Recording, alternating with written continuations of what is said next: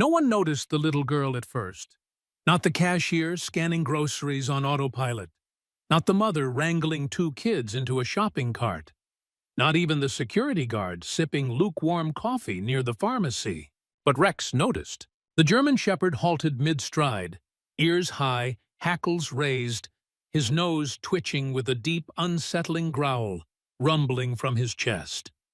To Officer Jenna Blake, that sound meant one thing: danger. And Rex had never been wrong. It was supposed to be a quick stop. Jenna had just finished her morning patrol. Routine stuff: speeding tickets, a lost dog reunited with its owner, a neighbor dispute about lawn decorations. Nothing urgent, nothing violent. She had parked the cruiser in front of the local supermarket to grab a salad and maybe a protein bar.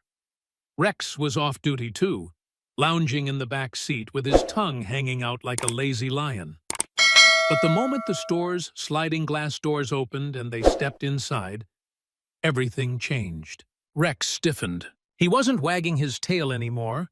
His usual casual trot turned into a slow, focused stalk. Jenna could feel it through the leash, his muscles tight, his head tilted slightly like he was listening to something the human ear couldn't catch. "Easy, boy," she murmured, trying to sound calm, even as her heart began to tap out a warning rhythm. They were about 10 feet inside when Rex refused to move forward. He planted his paws down on the waxed tile floor, his snout angled toward aisle 9. It looked normal enough. Rows of cereal boxes, colorful plastic containers of peanut butter, a couple browsing granola options. But Rex knew better. Jenna had been with the K9 unit for 7 years. She trusted his instincts more than most people she worked with. He'd sniffed out narcotics in glove compartments, found a missing toddler in the woods, even detected a buried firearm during a homicide investigation. The dog's senses were weapons, and today they were aimed at aisle 9. "Excuse me," Jenna said to a young woman pushing a cart nearby. "Can you step back for a moment?" The woman blinked, then noticed the police uniform, the badge, and most importantly, the focused K9 beside her. She nodded and pulled her cart back a few feet. Jenna kept one hand on Rex's harness and walked slowly toward the aisle, eyes scanning the rows of product. She didn't draw her weapon, not yet, but her other hand hovered near her belt. Rex didn't bark. He didn't lunge. He did something far more unsettling. He whimpered. It was soft, fragile, almost sad. And then he pulled, gently but urgently, toward the center of the aisle, where the shelving units were taller than Jenna and tightly packed. He kept his nose low, leading her not to the floor, but to one particular shelf halfway up, where boxes of cereal had been oddly rearranged. That's when she saw it, a faint movement behind the boxes. Then, just for a second, a tiny hand. She stepped back and pulled her radio close. "Unit 237 requesting immediate backup at Westmont Market. Possible hostage situation. Unknown number of suspects. Child is present. Advise tactical unit to stay low profile until I signal. No sirens, no lights, no panic. Just quiet precision." Rex sat beside her, tail still, eyes locked on the shelf like he was waiting for it to move. And Jenna? She crouched, steady as a stone, and whispered toward the boxes. "It's okay. My name's Jenna. I'm here to help." There was a pause. Then, from behind the boxes, a voice no louder than a breath. "Don't let him know you found me." The girl's voice was trembling. Her tone wasn't that of a child who had wandered off. This wasn't a game of hide and seek. This was terror, a practiced silence, a child who'd been told what would happen if she screamed. Jenna's mouth went dry. She reached for her belt, pulling out a small, folding multi-tool. She slid it along the side of the shelf and gently moved the boxes aside, just enough to create a small gap. Behind the cereal, huddled in a dark cavity between shelving units and the wall, was a girl no older than 6. Messy brown hair, wide red-rimmed eyes. She clutched a pink backpack to her chest like a shield. Rex didn't bark or growl. He just leaned in, tongue lolling out gently, ears relaxed now that he'd located her. Jenna reached out slowly, hand open. "Can you move, sweetie? Or is something holding you in there?" "My ankle," the girl whispered. "He tied it to the bottoms?" If you believe stories like this matter, real heroes, four-legged and human, please take a moment to subscribe to our YouTube channel, Heroes for Animals. We bring you true stories of bravery, loyalty, and hope.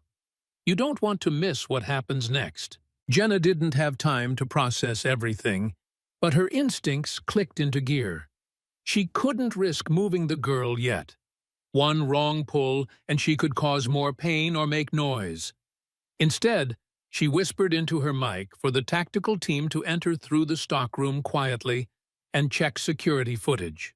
Meanwhile, Rex was gone. 1 second, he was beside her. The next, his body dropped low and he took off around the corner, silent as a ghost, deadly as a missile. Jenna's breath caught. That meant the suspect was moving. She stayed with the girl, whispering reassurances, while her radio crackled to life. "Blake, K9 is pursuing a male suspect out back. Security confirms he entered employee-only zones multiple times this week. No badge, no name tag." Jenna clenched her jaw. A predator hiding in plain sight. In the dim space between shelves, the little girl began to cry. Not loud, not wild. Just the kind of quiet sobbing that came when the danger might be passing, but the body hadn't caught up yet. "You're okay now," Jenna said. "You're doing so good. Just a little longer, okay?" And through that narrow gap in the shelf, Rex's voice finally rang out.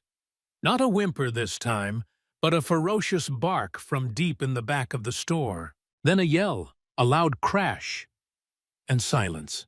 2 minutes later, officers were leading the handcuffed man out the loading dock door, face bloodied from a head-first fall into a metal shelf, thanks to one furious K9. His name was Paul Crenshaw. He wasn't an employee. He wasn't even from the area.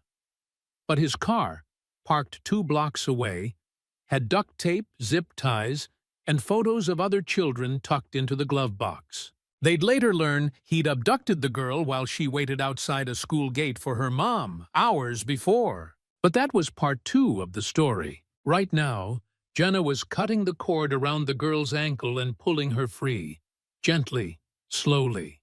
And as she lifted the tiny frame into her arms, the girl reached not for her, but for Rex. The dog licked her face once, then tucked his head beneath her arm. She didn't speak another word.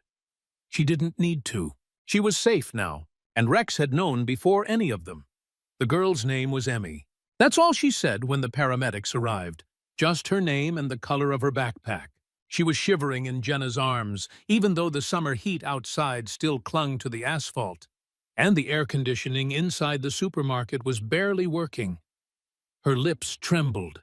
Her arms clutched Rex like he was the only solid thing left in the world. And to her, he probably was. "Let's get her into the rig," the EMT said softly, motioning toward the ambulance with its back doors open. Jenna didn't want to let go. Not yet. Rex sat obediently at her side, panting gently, as if nothing extraordinary had just happened. But his coat was damp with sweat, and his eyes were glassy with fatigue. "Come on, buddy," Jenna whispered. "Let's walk her out." Outside, a crowd had started to gather. Neighbors, onlookers, people from the store who'd heard the commotion. Cell phones were out. Cameras clicked. A woman sobbed into her husband's chest. Jenna walked Emmy to the ambulance with one arm around her back and Rex at her heel. And in that moment, for just a second, everything felt silent. The kind of silence you get at a funeral or a miracle.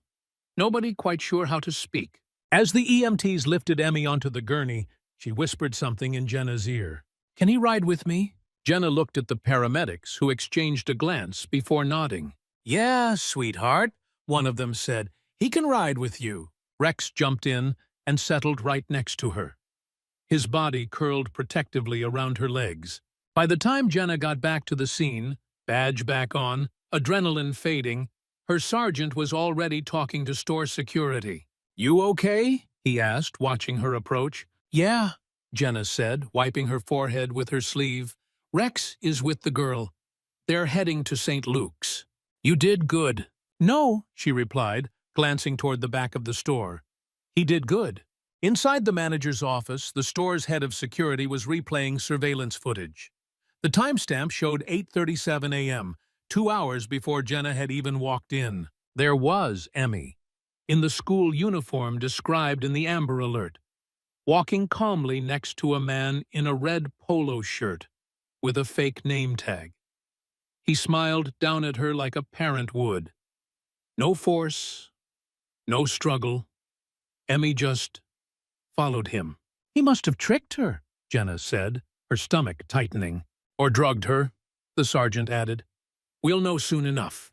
The man, Paul Crenshaw, had already been arrested and transported to the precinct. The detectives were tearing through his online history, phone records, and storage unit leases, but Jenna couldn't stop thinking about what would have happened if she hadn't stopped at the store, if Rex hadn't frozen in his tracks, if they had just walked right past aisle 9. By late afternoon, Emmy's parents had been located. Her mother, Allison, arrived first, barefoot, breathless, her blouse stained with tears and sweat. She ran straight through the ER doors, screaming her daughter's name. Jenna stood near the nurse's station, Rex resting by her feet, tail occasionally thumping the floor. When Allison saw her daughter in the hospital bed, curled next to a German shepherd, like it was the only place on earth she felt safe, she burst into sobs and fell to her knees. "Thank you," she kept whispering over and over to everyone and no one. Jenna didn't interrupt. She didn't need to say anything. But Emmy reached out from the bed and patted the space beside her. And Rex, without hesitation, hopped up and laid down again, just as still and loyal as before. At the precinct, the mood was different. Tense, clinical, full of anger barely held beneath the surface. The detectives had found several burner phones in Crenshaw's vehicle, all wiped clean. A duffel bag with candy, dolls, zip ties, and chloroform. He wasn't just improvising, he was planning. The FBI was called. This wasn't his first attempt, probably not his first victim. But for once, they got there in time. And they got there because of a dog. That night, Jenna sat on her porch with Rex curled at her feet. The stars were out, the moon low, and the street was quiet for once. She held a cold beer in her hand, but barely drank it. She just kept replaying it, how he froze, how he whimpered, how he knew. "Where does that come from, huh?" she asked aloud. Rex looked up and gave a small huff, tail wagging once like a lazy fan. "You're not going to tell me, are you?" He didn't answer, obviously, but he leaned his weight against her leg in the way only dogs do. No words, no dramatics, just presence. Her phone buzzed. A text from Allison. "She won't go to sleep unless Rex is around. She keeps asking if she can visit him." Jenna smiled. Her thumbs hovered over the screen. "We'll be there tomorrow." She hit send and looked down at Rex. "You've got a fan, buddy. Don't let it go to your head." He responded by flopping over dramatically onto his back, paws in the air like a goofball. So much for the stoic hero. The next morning, the story hit the news. First local, then national. Canine dog helps save kidnapped girl in grocery store. German shepherd leads police to hostage hidden in cereal aisle. Hero dog detects danger when no one else could. Reporters called. A local radio show asked for an interview. A daytime talk show even extended an invitation to meet the brave duo. Jenna declined most of them. She wasn't interested in fame, but she agreed to one small feature for a charity that trained rescue dogs for children with trauma. Because Emmy's case wasn't an isolated one. And maybe, if someone out there saw what a dog like Rex could do, maybe another child would be spared. In the following days, Jenna brought Rex to visit Emmy at the hospital. The moment the door creaked open, The girl's eyes lit up. She sat up straight in bed and clapped her hands softly. "Rex!" He trotted over and laid his head in her lap. Emmy had started to smile again, still quiet, still guarded. But the worst was over. And when the nurse came in with a clipboard, Emmy looked at Jenna and asked softly, "Can dogs be superheroes?" Jenna knelt beside her and ran a hand down Rex's back. "They already are," she said. "They just don't wear capes." It had been 3 days since Emmy was found in that cramped cavity between grocery store shelves, and she still hadn't said what happened. Not really. She talked about Rex, about how his fur felt safe, about how his eyes saw things other people didn't. She giggled when he licked her cheek and whispered to him as if he were a guardian angel in disguise. But when the therapist asked about the man, about the moments before the rescue, about what he'd said or done, Emmy shut down every time. Jenna watched through the glass of the hospital's play therapy room. Emmy sat cross-legged on a padded floor mat, gently brushing a toy through Rex's thick coat, while a child trauma specialist tried to guide the conversation. "She's associating safety with the dog," the therapist told Jenna earlier that morning. "Which is good, but the memories are locked away behind fear. She doesn't have language for them yet. What she does have is Rex." Jenna nodded. She didn't need a degree in psychology to understand that part. She'd seen it on the streets, in abused kids, battered women, even war veterans who only talked when a therapy dog sat next to them. Dogs got through when people couldn't. Back at the precinct, the investigation into Paul Crenshaw had gone from disturbing to horrifying. The man wasn't just a loner.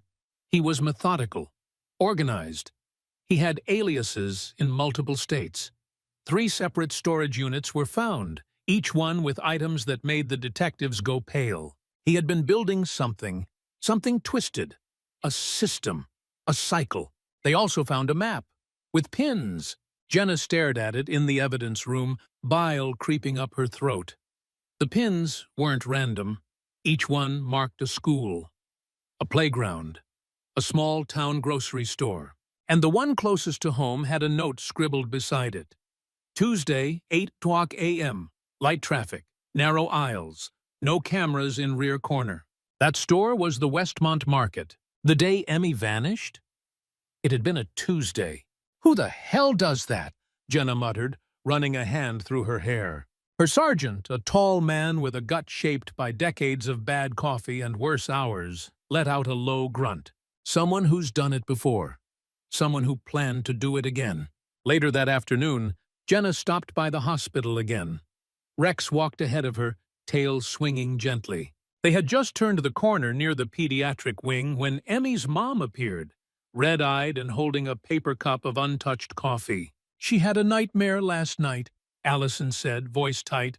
"She screamed until she passed out. I couldn't reach her." "I'm so sorry," Jenna said, her hand gently touching Allison's shoulder. "I wish I had something more useful to say." "She only calmed down when he showed up," Allison continued, pointing to Rex. "He jumped up onto the bed and curled around her like he was guarding a door. She stopped crying, went right to sleep." "She's not wrong," Jenna said with a small smile. "That's exactly what he's doing." Inside the room, Emmy sat quietly, legs dangling off the side of her bed. Her arms were folded tightly around a small, stuffed animal. A tan beagle, with one floppy ear that she'd named Detective Woof. "Hi," she said softly when she saw Rex. He walked straight to her like he belonged there and placed his chin on her knee. "Did you know he dreams too?" she asked Jenna, not looking up. "Sometimes he kicks his paws. I think he's running." "I think you're probably right," Jenna said, pulling a chair closer to her. "You okay if I hang out for a while?" Emmy nodded. There were long stretches of silence after that, filled only by the soft buzz of the air conditioner and the occasional beep from a monitor. Then, without warning, Emmy spoke again. "He didn't smile nice," she said. Jenna tilted her head. "What do you mean? People who are nice? Their eyes smile too. But his eyes didn't. They were dead." Jenna leaned in just slightly. Was that the man from the store? Emmy nodded. She was still petting Rex. He told me if I screamed I'd never see my mom again. So I didn't. I was so quiet. But Rex still heard me. She looked down at the dog and smiled. He always hears. The next day, Jenna sat in a briefing room with FBI agents and a local district attorney. Photos of evidence were spread across the table. Maps, IDs, recovered items from Crenshaw's vehicle and storage lockers. He's been operating under different names since 2013, one agent explained. Our working theory is that he poses as store employees or vendors, gains familiarity, watches, waits. Targets kids who don't make a fuss, Jenna added. Exactly. The DA flipped a page. Here's the issue. He hasn't spoken since arrest, no confession. And Emmy's testimony, even if she were ready, would be legally delicate at her age. So what are you saying? Jenna asked. We need more, the DA replied. More victims. Or better, someone he talked to. A digital trail. Something that proves this wasn't a one-time incident. That night, Jenna couldn't sleep. She sat on her couch, a documentary playing low on the TV, Rex snoring softly beside her. Her laptop glowed with the open FBI report. She opened a blank Word doc and began writing something she hadn't put into words before. A statement about the day Rex froze in the cereal aisle, about the growl, the whimper, the low pull of his body as he led her straight to that locked space behind the shelves, about how that dog had made a decision in that moment. A choice based not on logic, but instinct. A scent, a feeling, a knowing. By Friday, she'd written a full-page letter and sent it to a friend at a local paper. She asked them to publish it, not as a police report, not as a press release, but as a story. People trusted stories more than statistics, and she wanted someone, somewhere, maybe another parent, maybe a kid, to read it and think, that sounds familiar. Maybe it would spark a memory, a gut feeling, a case that had gone cold. Maybe it would bring someone else forward. Maybe it would save another child. 2 days later, the paper published it with the headline, He Heard What We Didn't. How a police dog found a missing girl behind a wall of cereal. It went viral. By the following week, 3 separate calls came into the precinct, all from different towns. All from people who had seen a man matching Paul Crenshaw's profile in stores, lurking in toy aisles, sometimes pretending to stock shelves or asking about kids. 2 of the stores had active missing child cases still open. And one woman, whose daughter had vanished 8 months prior, called in tears. He helped us load our car, she said, sobbing. We didn't think anything of it until I saw that article. Jenna sat on the steps of the precinct that night, watching the sun dip below the parking lot lines. Rex lay beside her, ears twitching. You did more than rescue Emmy, she whispered. You cracked the door open for everyone else. He blinked up at her. Guess we're not done yet. She reached over and scratched his ears, thinking about Emmy's question just days earlier. Can dogs be superheroes? Yes. Some of them wear badges. And some of them just know. Emmy didn't speak to strangers. Not to the nurses in pink scrubs. Not to the volunteers who brought in storybooks and coloring pages. Not even to the soft-spoken therapist who brought her a new stuffed animal shaped like a canine. But she talked to Rex. And because of that, the hospital made an exception no one had ever made before. Rex was granted daily access, not just as a working dog, but as Emmy's emotional support. He wasn't confined to visiting hours or pet therapy shifts. His ID badge now read, Canine Rex, Special Visitor, Emmy's Unit. Jenna came by every morning before patrol, sometimes staying in uniform, sometimes in jeans and a faded hoodie. The guards and nurses learned to nod her through without question. By the 2nd week, Emmy had started brushing Rex's coat by herself. By the 3rd week, she was speaking in complete sentences, still soft, still cautious, but her voice no longer shook. And one afternoon, when no one expected it, she looked up at Jenna and asked, Can I go outside today? Jenna froze mid-step. Like, outside. Emmy nodded. With you and Rex, just for a little bit, I won't run. You don't have to promise anything, Jenna replied, crouching down. We'll go slow. Just us. They took a walk around the back of the hospital campus. A small garden had been planted near the staff break area. Sunflowers, lavender, tall ornamental grasses blowing gently in the summer breeze. Emmy wore a hoodie 2 sizes too big and kept close to Rex, her hand brushing against his back as they walked. Jenna stayed a few feet behind, watching. Not in case she ran, but in case anything startled her. A kid on a skateboard, a horn, a man with the wrong expression. But Emmy just walked. Rex looked up at her once, as if to say, "You got this, kid." And she did. That same week, the FBI's victim outreach team confirmed what Jenna already feared. There were more children. 2 confirmed cases now linked back to Crenshaw through surveillance footage and store schedules. One girl had been found 6 months earlier, wandering along a riverbank in Arkansas with no memory of how she got there. Another boy had vanished entirely in a town near Tulsa. Case cold, family shattered, no answers. But now the leads had names, trails, potential DNA matches. Crenshaw's laptop, recovered from a hidden compartment in one of his storage units, had finally been decrypted. What they found made even seasoned agents pale. Jenna sat in the Joint Task Force meeting as the images and documents were reviewed. Timelines, disguise routines, notes he'd written about behavioral control and preferred locations. He's not impulsive, one agent said, adjusting his glasses. This is patterned, strategic. But Rex threw that pattern off, Jenna said. He got there before the cycle could repeat. He didn't just save a girl, the DA added. He interrupted a system. The FBI had already updated their database. Crenshaw wasn't listed as a one-time offender anymore. He was now classified as a serial predator. Back at the hospital, Emmy was learning to draw again. She'd always liked it, according to her mom, sketching little horses and trees and stars with uneven crayon strokes. But now every picture included Rex. Sometimes he wore a superhero cape. Sometimes he had wings.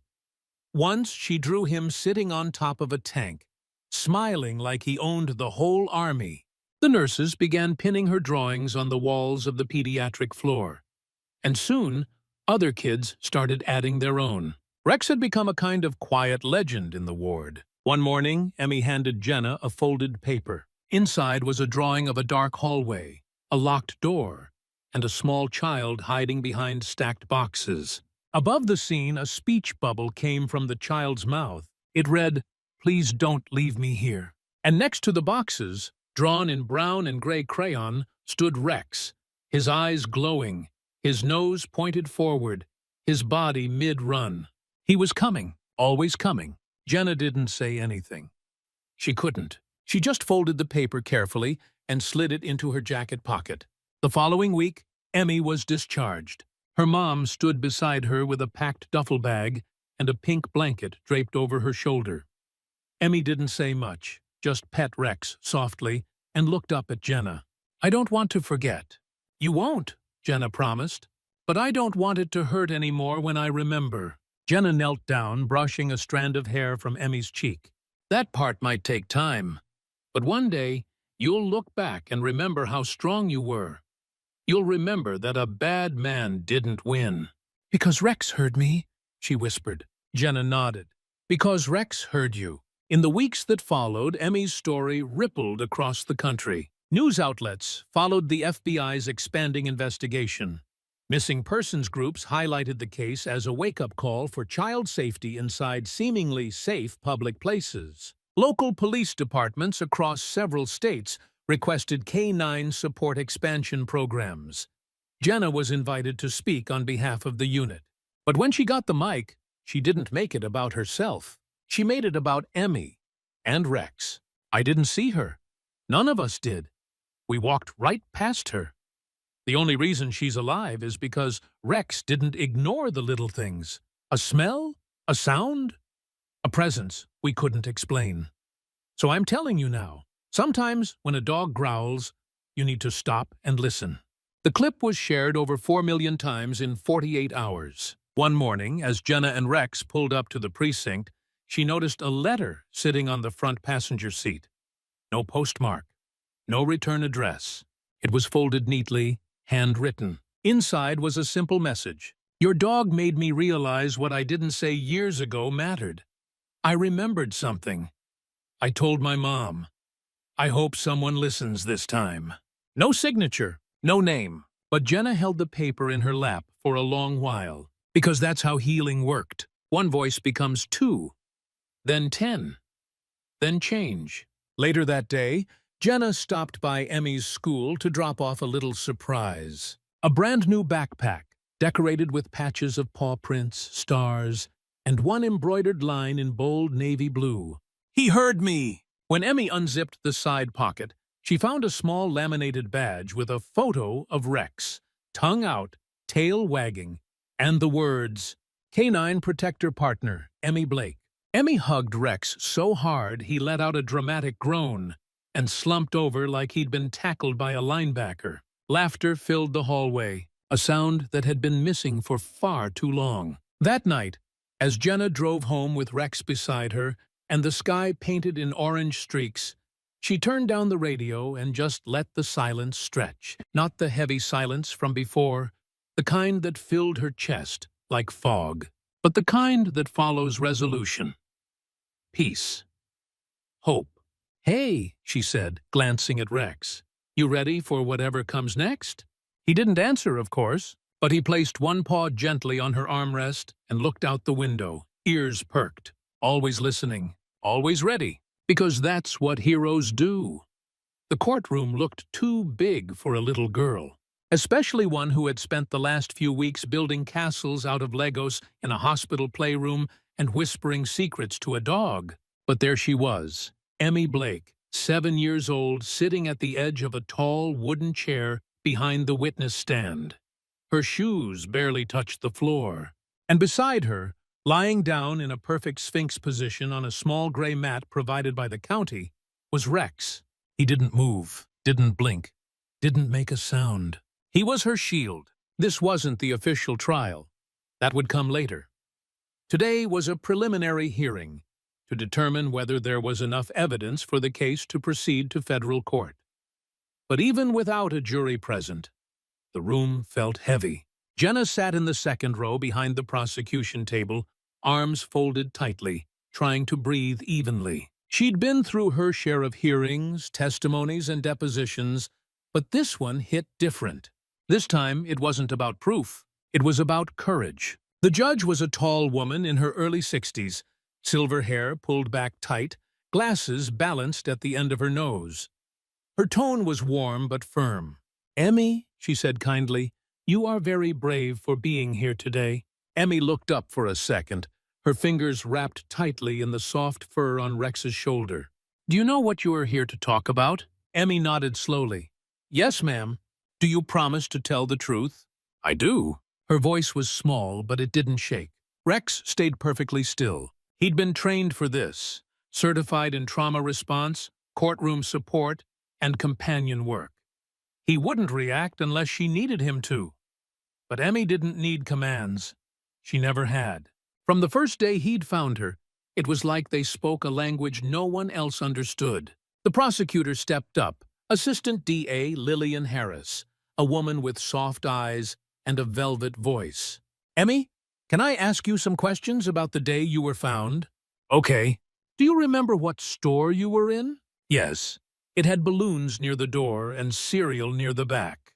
"Was there someone with you in that cereal aisle?" Emmy didn't answer right away. Rex lifted his head just a little, turning toward her. That was all she needed. "Yes," she said, "the man with the red shirt." "Do you see him in this room today?"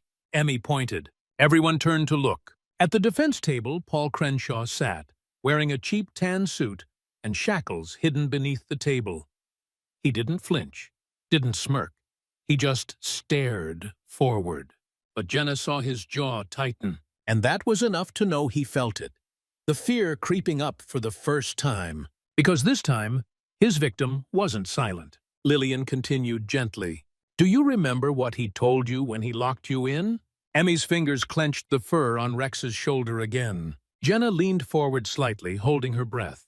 Emmy looked straight ahead, not at Crenshaw, not at the ceiling, but at Rex. He said if I made noise, no one would find me, that I'd be there forever. And did you make noise? No. Why not? Because I believed him. The room went still. Even the judge paused, hand frozen mid-note. But then, Emmy said, her voice growing, Rex came. Across the room, the court clerk wiped her eyes. Even the bailiff, who looked like he moonlighted as a bar bouncer, cleared his throat and glanced away. The defense attorney, a man named Lowell Price, approached next. He was polite, careful, but clearly uncomfortable. Hi there, Emmy. I know these are tough questions. I just want to ask a few things, okay? Okay. You mentioned a man in a red shirt. Can you be sure it was the man sitting here today? Emmy didn't even look at Crenshaw this time. She looked at Jenna, and Jenna gave her the smallest nod. Not to lead her, just to remind her, you're not alone.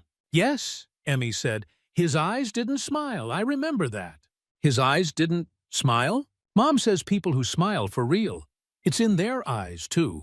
His didn't. His were empty. The attorney paused. That wasn't something you could argue with. That wasn't rehearsed. That was truth. He turned back toward the bench. No further questions. After the hearing, the judge ordered the case to federal trial with no hesitation. Crenshaw's charges were expanded to include multiple counts of child abduction, endangerment, and interstate criminal conspiracy. The FBI had enough from the forensic sweep to link him to at least 4 additional missing persons cases. But it was Emmy's testimony that turned the tide, not just because she spoke, but because she held the room, because she showed up, because she didn't let silence win. Outside the courthouse, a small group of reporters waited. Jenna kept a close eye, stepping between them and the courthouse exit. Allison carried Emmy to the car, shielding her from the flashes. But Rex didn't care about the cameras. He sat in front of the door, calm as ever, like he was made of stone. And when Emmy slid into the back seat, she whispered, "He's my brave." Allison turned to Jenna. "How do I ever thank you for this?" Jenna shook her head. "Don't thank me. Thank the one with the paws." The story made the news again. This time the headline wasn't about the man or the crime. It was about the little girl who testified. And the K-9 who never left her side. 7-year-old survivor helps take down serial predator with her dog by her side. Back at the precinct, Rex received a new badge. K-9 units don't typically get commendations, but that day they made an exception. The chief himself presented it to Officer Rex, who proved you don't need words to speak the truth. The room clapped. Someone cried. Someone else made a joke about Rex outranking 3 of the rookies. But Rex didn't care. He just walked over to Jenna and sat down, tail wagging like nothing had changed. Because for him, nothing had. This was just another day on the job. That evening, Jenna and Rex visited Emmy and her mom at their house for a quiet dinner. Spaghetti, store-bought garlic bread, salad that only Jenna touched.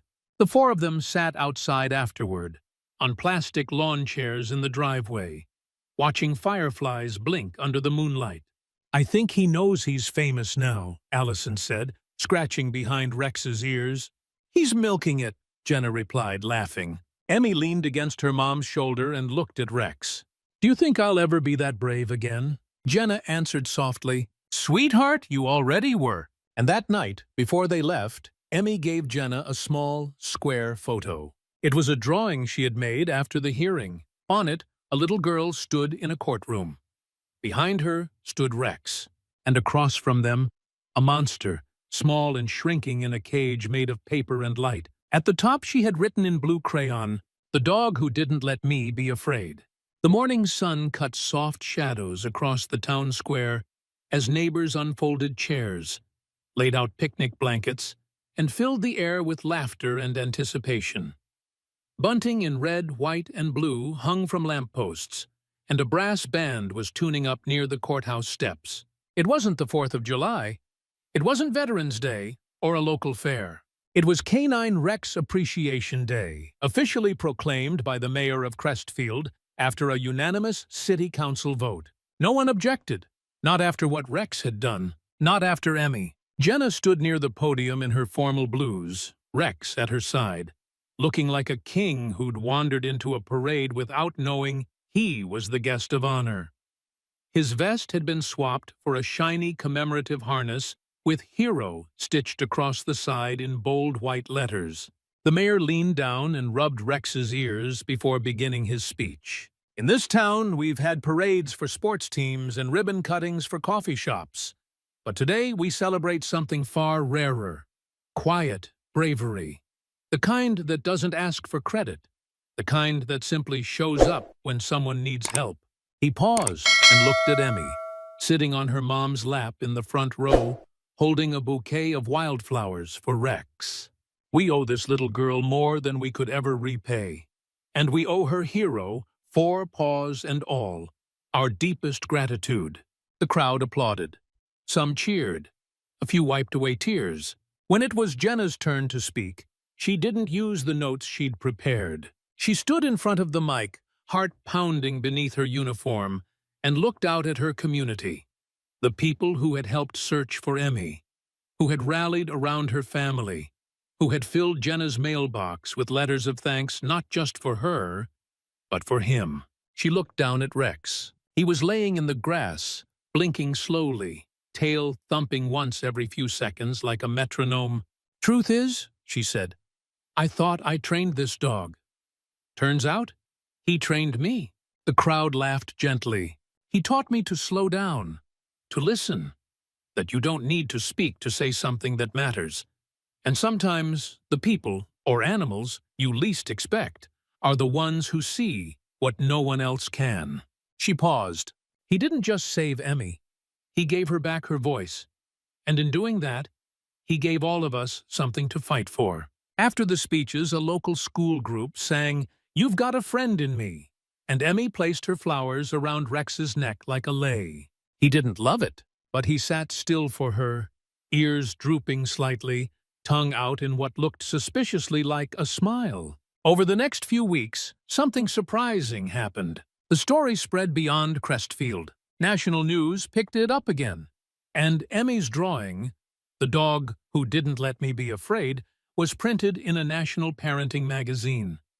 Letters poured in from other survivors, from parents, from teachers, from therapists who said they'd never seen a story resonate like this. One came from the governor's office, another came from the office of a U.S. senator, and a third came from a military base in Kentucky. The letter from Kentucky wasn't about publicity. It was about a program, one that matched retired canines with children undergoing trauma therapy. A small project, underfunded, but full of heart. They wanted Rex to be their ambassador. "Just a few public events," the letter read. "Visits to schools, hospital drop-ins, not police work, but emotional support. A bridge between trauma and trust." Jenna read it twice before petting Rex's head. "You ready for retirement, big guy?" He yawned dramatically, then licked her wrist. "That's what I thought." But retirement didn't mean fading away. It meant impacting more lives. One day, Jenna and Rex visited a middle school in Tennessee, where Emmy's story had been part of a writing assignment. When they walked into the gym, the kids stood up and clapped. One boy, age 13, pulled Jenna aside afterward and whispered, "I didn't tell anyone what happened to me, but I think I want to now. Because if she could say it, maybe I can too." Jenna didn't say anything. She just reached down, rested his hand on Rex's head, and let silence do the work. Meanwhile, Emmy thrived. She wasn't the same girl from that first week in the hospital. She was stronger now, louder, sometimes a little bossy. She made friends in her new class and joined a kids' art group where her drawings of Rex were always the first ones pinned on the wall. She even wrote her own short story, one that won first place at the local library's Young Authors Contest. The title? "The Dog Who Listened First." The trial began quietly, almost anticlimactically. Crenshaw pled guilty to the most serious charges once the weight of evidence and public attention became too large to deny. He would never walk free again. But the victory wasn't in the sentence. It was in the message. that children aren't voiceless, that silence doesn't mean safety, that a dog can change the outcome of a story by simply refusing to look away. On Rex's last official day with the department, the team threw a small party. There were cupcakes, balloons, and a custom cake shaped like a bone. The chief gave a short speech, and the department gifted Jenna a framed photo of Rex in action with the caption, "He always heard what others missed." Jenna hung it in her hallway, right next to her father's old service badge, and a handmade card from Emmy that said, "Thank you for finding me." Life went on, as it always does. New cases, new patrols, new lives touched. But no day ever felt quite like that one inside aisle 9. Jenna sometimes returned to that store. It had new ownership now, different lighting, different layout. The old cereal shelves were gone. But every time she walked past that spot, she felt something in her chest tighten, then ease. She remembered a whimper, a tug of a leash, and the moment she trusted something she couldn't explain. Back at home, Rex lived the good life. Long naps on the porch, leftover chicken on Sundays, occasional visits to schools and hospitals where children ran to him like he was a living legend. And he was. To Emmy, to Jenna, to every child who'd ever been too afraid to speak, until they saw him. Because he didn't need words, he didn't need medals. He just needed someone to believe him when he growled. So thank you, truly, for following the journey of Jenna, Emmy, and Rex. From fear to courage, from silence to strength.